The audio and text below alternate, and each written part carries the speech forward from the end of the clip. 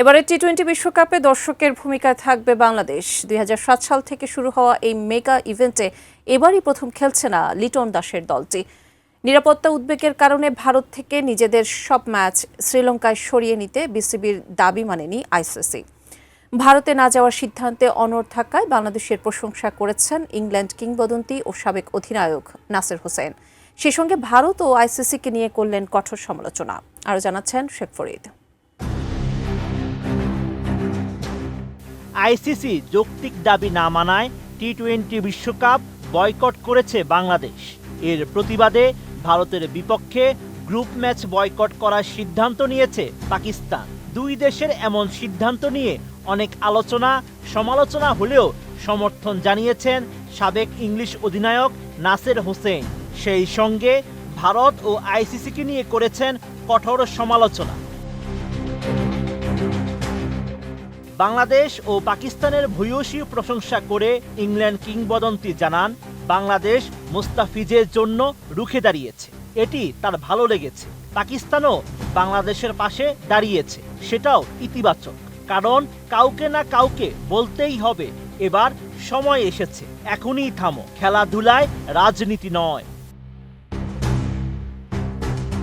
ক্রিকেটের মধ্যে রাজনীতি ঢুকে পড়ায় হতাশা প্রকাশ করেন নাসির হোসেন। তিনি জানান, খেলাধুলা, ক্রিকেট এবং রাজনীতি সবসময় একসঙ্গে জড়িত ছিল, কিন্তু সাম্প্রতিক সময়ে এই সম্পর্ক আরও বেশি দৃশ্যমান হয়েছে।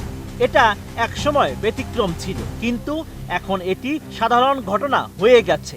শুধু রাজনীতিবিদরা নয়, খেলোয়াড়রাও এর অংশ হয়েছেন। গত কয়েক বছর ধরে তিনি খেলোয়াড়দের দেখছেন হাত না মেলানো বা ট্রফি না নেয়া। ক্রিকেট একসময় দেশগুলোকে একত্রিত করত, যেসব দেশ সমস্যার সম্মুখীন ছিল, কিন্তু এখন এটি মানুষদের আলাদা করে দিচ্ছে। আমি বুঝি নির্মাণের শিল্প, সালাম স্টিল বোঝে durability. Salam steel, most durable steel. Naser প্রশ্ন তোলেন, বাংলাদেশের জায়গায় যদি ভারত সূচি পরিবর্তনের অনুরোধ জানাতো, তবে কি পরিস্থিতি আলাদা হতো?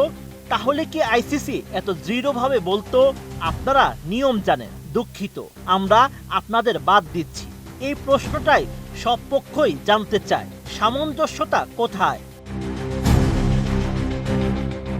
ইংলিশ ধারাভাষ্যকার আরও জানান, বাংলাদেশকে সেভাবেই স্বাগত জানাতে হবে, যেমন ভারতকে বা পাকিস্তানকে করা হয়। এখন ভারতের সমর্থকরা হয়তো বলতে পারে তাদের কাছে অর্থ রয়েছে, কিন্তু ক্ষমতার সঙ্গে দায়বদ্ধতাও আসে। যদি আপনি বাংলাদেশ বা পাকিস্তানকে বারবার বাদ দেন, তাদের ক্রিকেটের মান কমে যাবে, এবং তাই ভারত ও পাকিস্তান বা ভারত ও বাংলাদেশের মধ্যে যে চমৎকার ম্যাচগুলো আগে হয়েছে, তা এখন একপেশে হয়ে গেছে। Sheikh Farid, ATN news.